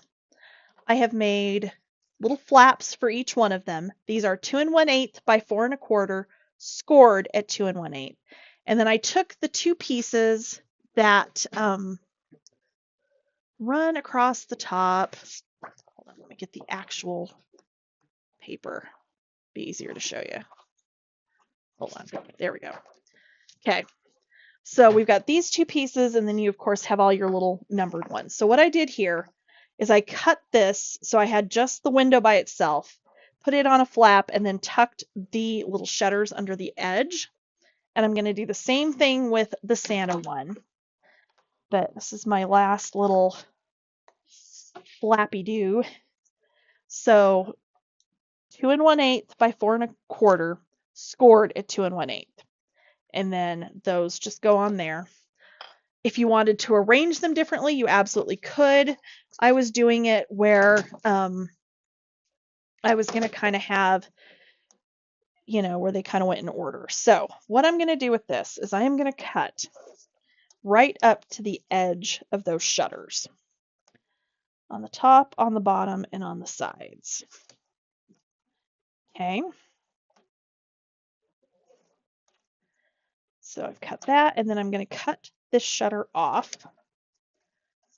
Come to the other side, get that little white sliver off of there, and then cut this one off as well. And then I did end up trimming this down because this ends up being 3 1/4, so I wanted it to be 3 1/4 going the other direction as well, because it is not at the moment. It's actually slightly bigger. So I'm going to trim that down. And then my mat for that is going to be 3 3/8 by 6 3/4.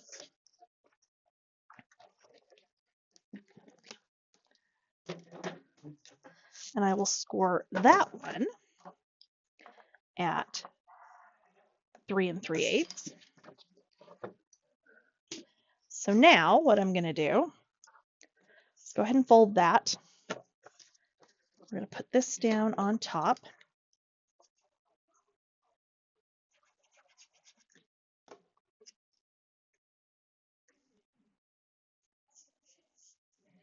Okay. And then after I put all these together and lay them out, I'm going to do them in the exact same configuration as I did on this other side. Not going to do any different on this side. If I'd been really on top of things, I would have taken my little teensy tiny magnets and put magnets on all of these, but I didn't do that because I'm not that crazy. Usually, not today. So I will just assemble these and put these around in the same way, figure out where my center is here, put the 2 little shutters on either side, kind of tuck them underneath, and that will be that. As always, thank you for watching. I appreciate you guys stopping by. If you want to be notified when I post new projects, please like, subscribe, and ring the bell to be notified. All of the products to make this project are linked in the description box below. I do get a small commission at no cost to you if you use my affiliate links to Country Craft Creations to buy all the supplies. And as always, thank you for watching. I appreciate you, and I will see you again soon.